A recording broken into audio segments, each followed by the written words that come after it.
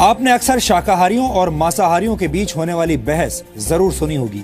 मांसाहारी कई बार शाकाहारियों को घास फूस खाने वाला बताते हैं, जबकि शाकाहारी लोग मांसाहार करने वालों को जानवरों पर अत्याचार करने वाला कहते हैं। वैसे दुनिया के ज्यादातर देशों में लोगों को अपनी मर्जी से भोजन करने की पूरी स्वतंत्रता है, लेकिन इनमें से मांसाहार यानी नॉन वेज फूड खाने वालों की संख्या सबसे ज्यादा है। फ्रेंड्स ऑफ अर्थ नामक संस्था के मुताबिक दुनिया भर में सिर्फ 50 करोड़ लोग ऐसे हैं जो पूरी तरह से शाकाहारी हैं यानी वेजिटेरियंस हैं। यानी 740 करोड़ की आबादी वाली दुनिया में आप शाकाहारियों को अल्पसंख्यक भी कह सकते हैं। फ्रेंड्स ऑफ अर्थ संस्था ने 2014 में एक मीट एटलस जारी किया था, जिसके मुताबिक दुनिया भर में सबसे ज्यादा शाकाहारी लोग भारत में रहते हैं।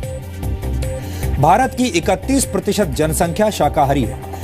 भारत में भी हर व्यक्ति को अपना भोजन चुनने की आजादी है और हम इस आजादी का पूरा समर्थन करते हैं। लेकिन अमेरिका की नेशनल एकेडमी ऑफ साइंसेज के एक नए रिसर्च के मुताबिक अगर पूरी दुनिया में शाकाहार को बढ़ावा मिले तो धरती को ज्यादा स्वस्थ, ज्यादा ठंडा और ज्यादा दौलतमंद बनाया जा सकता है। फिलहाल दुनिया में 3 तरह का भोजन करने वाले लोग हैं। पहले जो मांसाहार करते हैं यानी नॉन वेजिटेरियंस हैं, दूसरे जो शाकाहारी हैं यानी वेजिटेरियंस हैं, और तीसरे वो लोग हैं जो शाकाहारी हैं और जानवरों से प्राप्त किए जाने वाले प्रोडक्ट्स जैसे दूध का सेवन भी नहीं करते। ऐसे लोगों को वीगन कहा जाता है। अमेरिका की नेशनल एकेडमी ऑफ साइंसेज की स्टडी के मुताबिक अगर शाकाहार को भोजन में ज्यादा जगह दी जाए तो दुनिया में हर साल होने वाली 50 लाख मौतों को टाला जा सकता है। और अगर लोग दूध और दूध से बने उत्पादों का सेवन भी बंद कर दें तो हर साल करीब 80 लाख लोगों को मरने से बचाया जा सकता है। हालांकि ऐसा करना काफी मुश्किल काम है। भोजन में मांसाहार की मात्रा कम करने से दुनिया भर में हर साल करीब 66,73,000 करोड़ रुपए बचाए जा सकते हैं, जबकि ग्रीन हाउस गैसेस के एमिशन में कमी आने से 33,36,000 करोड़ रुपए की बचत होगी। रिसर्च के मुताबिक इस पहल से सबसे ज्यादा फायदा विकासशील देशों को होगा। स्टडी के मुताबिक कम कैलोरी वाला भोजन करने से मोटापे की समस्या कम होगी और लैटिन अमेरिका सहित पश्चिमी देशों में पब्लिक हेल्थ पर होने वाले खर्च में कमी आएगी, जबकि फल और सब्जियों का उत्पादन बढ़ने से भारत सहित दक्षिण एशियाई देशों की अर्थव्यवस्था को जबरदस्त फायदा होगा। लेकिन यह सब कुछ इतना आसान भी नहीं है, क्योंकि ऐसा करने के लिए फल और सब्जियों के सेवन में 25% का इजाफा करना होगा, जबकि रेड मीट के सेवन में 56% की गिरावट लानी होगी। यानी दुनिया के हर इंसान को 15% कम कैलोरीज लेनी होगी। इसका मतलब यह हुआ कि अगर आप एक दिन में 2000 कैलोरीज वाला भोजन करते हैं तो आपको 1700 कैलोरीज तक का भोजन करके रुक जाना होगा। मांसाहार आपकी सेहत के लिए कुछ हद तक फायदेमंद हो सकता है, लेकिन धरती की सेहत के लिए मांसाहार बिल्कुल भी फायदेमंद नहीं है। और हम ऐसा इसलिए कह रहे हैं क्योंकि मीट प्रोडक्ट्स के उत्पादन के दौरान जो एमिशन होता है वो दुनिया में होने वाले कुल एमिशन का 20% है।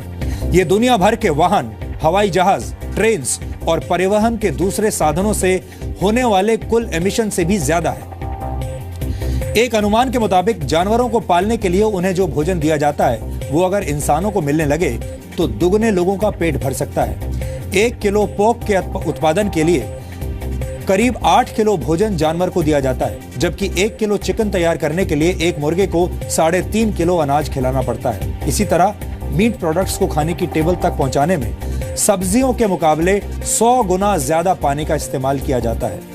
आधा किलो आलू उगाने में 127 लीटर पानी लगता है, जबकि आधा किलो मांस का उत्पादन करने के लिए 9000 लीटर से ज्यादा पानी बर्बाद होता है, जबकि आधा किलो गेहूं का आटा बनाने में 681 लीटर पानी का इस्तेमाल होता है। 1 किलो मांस के उत्पादन से जो एमिशन होता है वो 3 घंटे तक कार चलाने से होने वाले एमिशन के बराबर है। मीट प्रोडक्ट्स के उत्पादन के लिए जानवरों को बड़ी संख्या में पाला जाता है और इसके लिए ढेर सारा अनाज, जगह और पानी की जरूरत होती है। फ्रेंड्स ऑफ अर्थ नामक संस्था के मुताबिक मीट प्रोडक्ट्स पैदा करने के लिए हर साल करीब 6 लाख हेक्टेयर जंगल काट दिए जाते हैं ताकि उस जमीन पर जानवरों को पाला जा सके। यह जमीन यूरोप के देश बेल्जियम से दुगने आकार की है।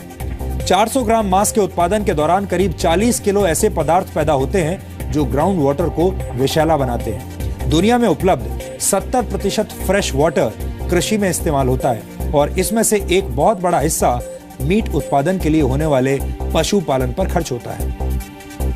अगर लोग खाने में शाकाहार को ज्यादा जगह देने लगेंगे तो जानवरों को पालने में इस्तेमाल हो रही 160 करोड़ हेक्टेयर जमीन मुक्त हो जाएगी। ये भारत के कुल क्षेत्रफल से भी दुगनी जमीन है। एक अमेरिकी साल भर में औसतन 122 किलो मीट प्रोडक्ट्स खा जाता है। वेजिटेरियन सोसाइटी नामक एक संस्था के मुताबिक ब्रिटेन में मांसाहार करने वाला हर व्यक्ति अपने पूरे जीवन काल में औसतन 11,000 जानवर खा जाता है। इनमें 28 बतख, 1 खरगोश, 4 बड़े जानवर, 39 टर्की, 1,158 चिकन, 3,593 शेलफिश और 6,182 मछलियां शामिल हैं। कुल मिलाकर अगर वैज्ञानिक रिपोर्ट्स को आधार बनाया जाए तो यह कहना गलत नहीं होगा कि हफ्ते में सिर्फ एक दिन के लिए शाकाहार को अपनाकर भी धरती को बचाने की दिशा में बड़ा कदम उठाया जा सकता है, क्योंकि मांसाहार कम होने से ग्लोबल वार्मिंग में कमी आएगी और धरती के वातावरण को ठंडा बनाने में मदद मिलेगी। उम्मीद है कि हमारे इस विश्लेषण ने आपकी आंखें खोल दी होंगी और अब आपको हरी सब्जियां और फल ज्यादा अच्छे दिखाई दे रहे होंगे। हालांकि हम यहां ये बात जरूर कहेंगे कि आपको किस तरह का भोजन है, ये फैसला लेने का अधिकार सिर्फ आपका है और हम आपके इस फैसले का पूरा सम्मान करते हैं।